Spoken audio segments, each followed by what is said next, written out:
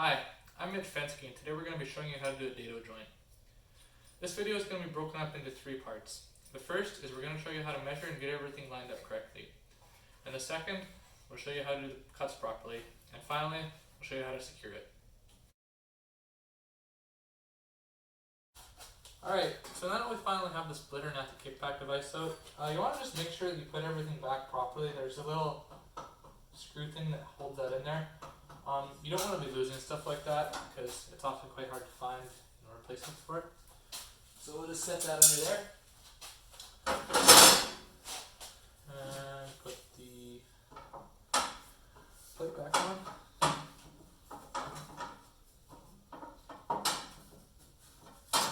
Oops.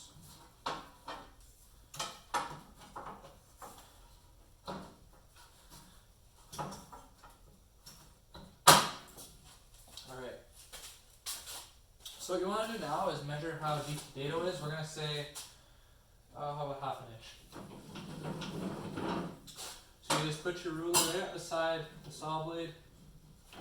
Make sure you have the highest tooth up, because you know exactly how high it's going to be. Sometimes if you get it in between two teeth, it'll be a little bit lower than a half inch. So there we go, right there. That's half an inch. So as you may have noted, that whole time I had the saw unplugged because we were, dealing with that under there. Make sure anytime you're ever touching the blade, the saw has to be unplugged. You really don't want to get cut up by that. So we can go ahead and plug it in now.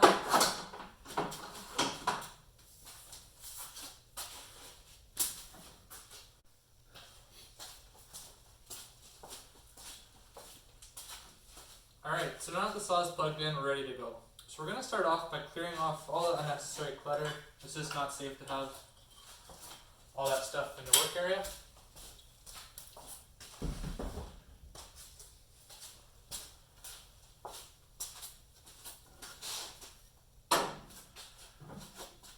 Now, since we have those lines, we don't really need to use this thing to measure it, which is nice.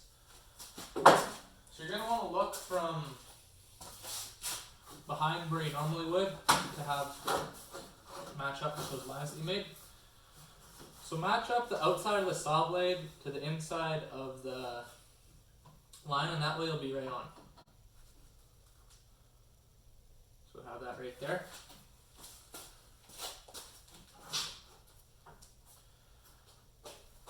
Now the rule that I always learned was if your hand is within 4 inches of the blade, you have to use a push stick. So that looks about 4 inches to me, so we'll use a push stick. Should really be using 2, so we'll grab another one.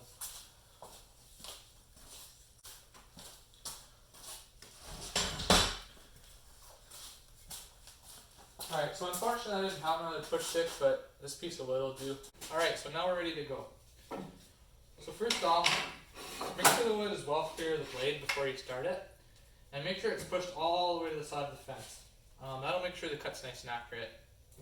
So now that we're in position, we can turn on the saw.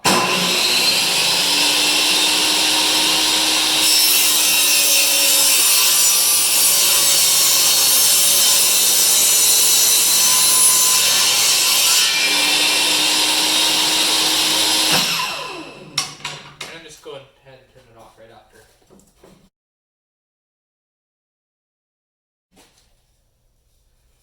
So as you can see, that's right in the line. Perfect cut. And what we're want to do now is move it over just a little bit, about the length of the saw. You don't need to go right beside, because you can always get that out later with a chisel. And we don't have a dado blade right now, so that makes it very time consuming to do it that way. So we'll move it over a little bit there.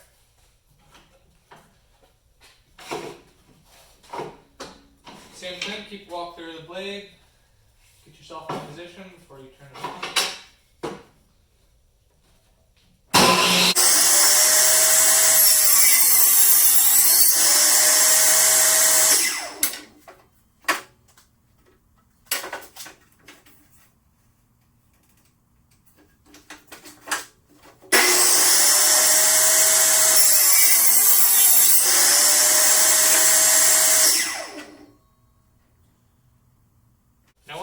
forgot to mention, and I'm glad that I caught this is I had my hoodie strings out. That's something that you don't want to do around any power tool because it could get caught and pull you in. So we're going to go ahead and tuck those away right now.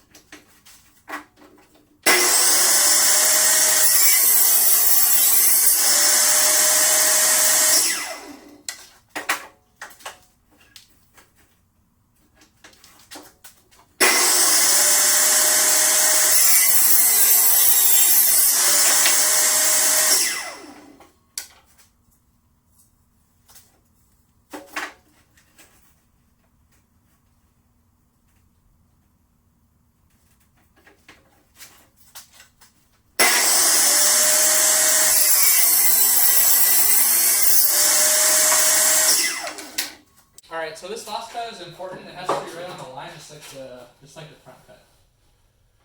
So like before, have the outside of the saw blade to the inside of the line.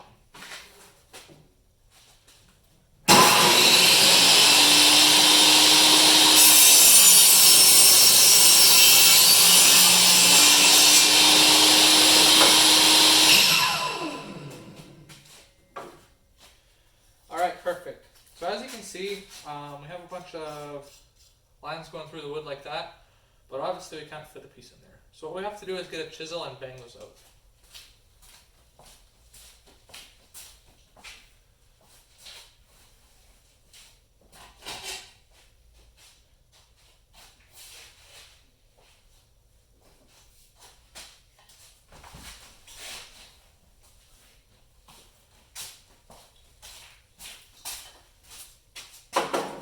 Fun part. I like to stick the chisel in between and break them apart like that. That's usually the easiest way to get it done.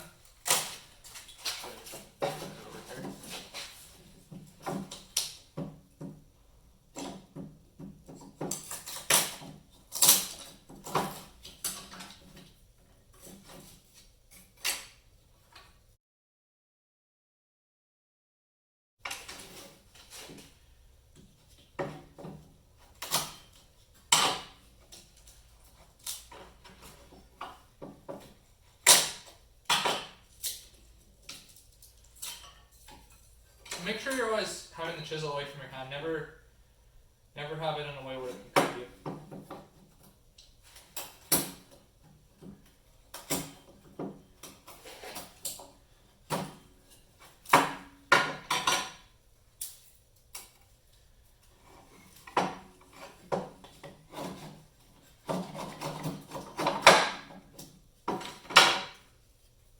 Alright, so that's pretty clean. And that's a perfect fit. Awesome.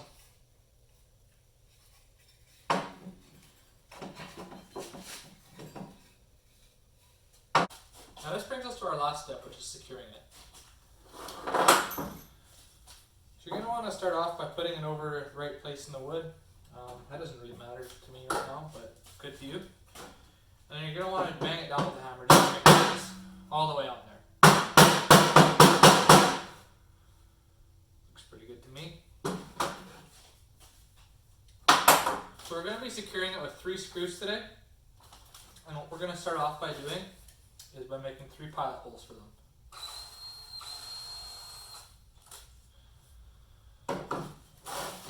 So we're going to want to start with a little starter hole for each of them, so we'll do that just with a screw.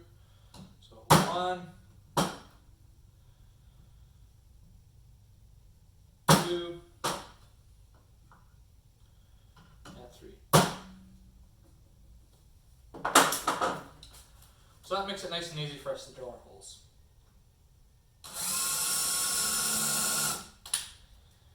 I like to put the drill into reverse when I bring it out. It makes it a little bit easier to fit. So around this nice hole. And always make sure you have 2 hands on the project when you're drilling.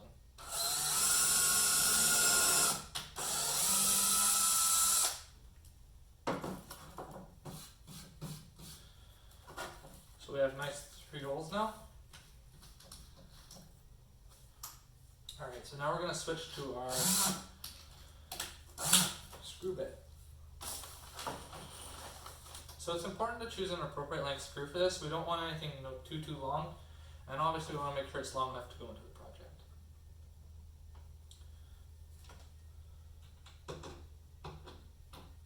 So make sure it's straight up and down, just like how our holes are drilled.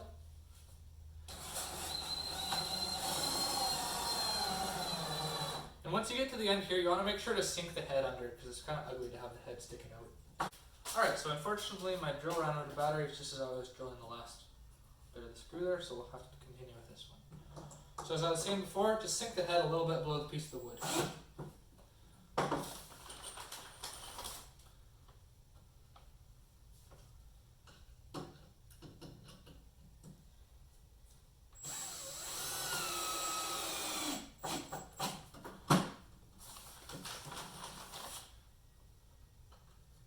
You can countersink these holes, but it's not really necessary on a project like this because we're not too worried about finesse.